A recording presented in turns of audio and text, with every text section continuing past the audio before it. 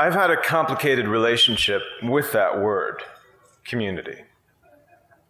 I've been slow to embrace it. I've been hesitant. I've been doubtful. For many years, I could not or would not accept that there was anything in that word for someone like me, like connection and support, strength, warmth. And there are reasons for that. I wasn't born in this country.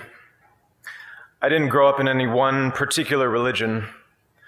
I have a mixed race background, and I'm gay.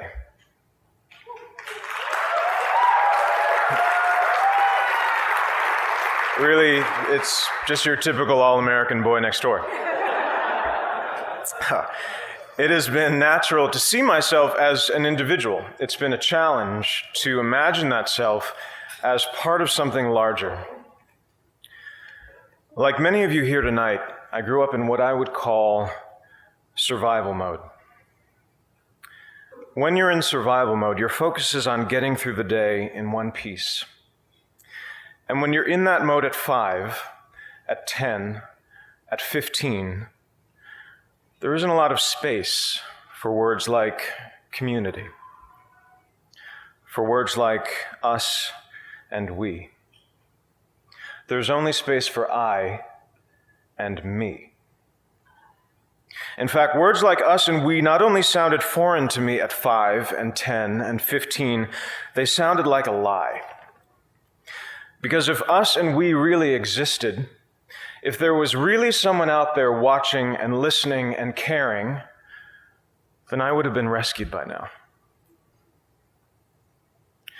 That feeling of being singular and different and alone carried over into my 20s and into my 30s. When I was 33, I started working on a TV show that was successful not only here in the States, but also abroad, which meant over the next 4 years, I was traveling to Asia, to the Middle East, to Europe, and everywhere in between.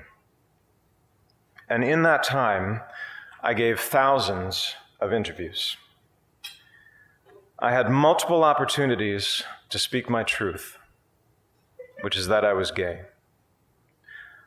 But I chose not to. I was out privately to family and friends, to the people I'd learned to trust over time, but professionally, publicly, I was not. Asked to choose between being out of integrity and out of the closet, I chose the former. I chose to lie. I chose to dissemble. Because when I thought about the possibility of coming out, about how that might impact me and the career I'd worked so hard for, I was filled with fear. Fear and anger, and a stubborn resistance that had built up over many years. When I thought about that kid somewhere out there who might be inspired or moved by me taking a stand and speaking my truth, my mental response was consistently, no thank you. I thought, I've spent over a decade building this career, alone, by myself. And from a certain point of view, it's all I have. But now I'm supposed to put that at risk to be a role model to someone I've never met, who I'm not even sure exists. That didn't make any sense to me. That did not resonate at the time. Also, like many of you here tonight, growing up I was a target. Speaking the right way, standing the right way, holding your wrist the right way. Every day was a test, and there were 1,000 ways to fail. 1,000 ways to betray yourself, to not live up to someone else's standard of what was acceptable, of what was normal. And when you failed the test, which was guaranteed, there was a price to pay. Emotional, psychological, physical. And like many of you, I paid that price. More than once, in a variety of ways. The first time I tried to kill myself, I was 15. I waited until my family went away for the weekend, and I was alone in the house, and then I swallowed a bottle of pills. I don't remember what happened over the next couple of days, but I'm pretty sure come Monday morning, I was on the bus back to school, pretending everything was fine. And when someone asks me if that was a cry for help, I say no, because I told no one. You only cry for help if you believe there's help to cry for. And I didn't. I wanted out. I wanted gone. At 15. I and me can be a lonely place, and it will only get you so far.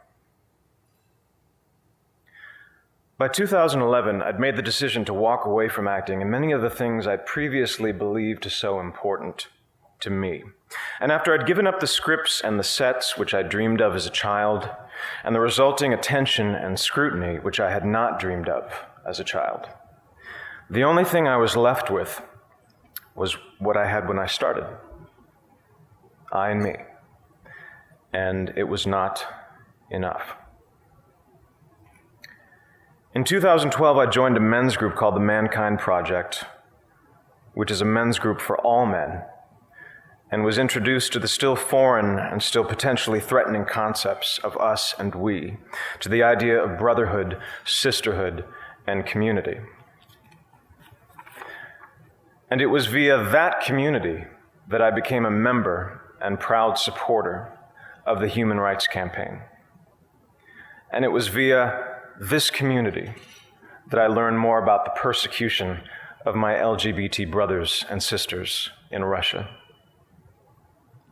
Several weeks ago, when I was drafting my letter to the St. Petersburg International Film Festival, declining their invitation to attend, a small, nagging voice in my head insisted that no one would notice, that no one was watching or listening or caring. But this time, finally, I knew that voice was wrong. I thought, if even one person notices, this letter, in which I speak my truth and integrate my small story into a much larger and more important one, is worth sending. I thought, let me be to someone else what no one was to me. Let me send a message to that kid, maybe in America, maybe someplace far overseas, maybe somewhere deep inside, a kid who's being targeted at home or at school or in the streets, that someone is watching and listening and caring. That there is an us, that there is a we, and that kid or teenager or adult is loved. And they are not alone. I am deeply grateful to the Human Rights Campaign for giving me and others like me the opportunity and the platform and the imperative to tell my story, to continue sending that message, because it needs to be sent over and over again until it's been heard and received and embraced, not just here in Washington State, not just across the country, but around the world, and then back again, just in case we miss someone. Thank you.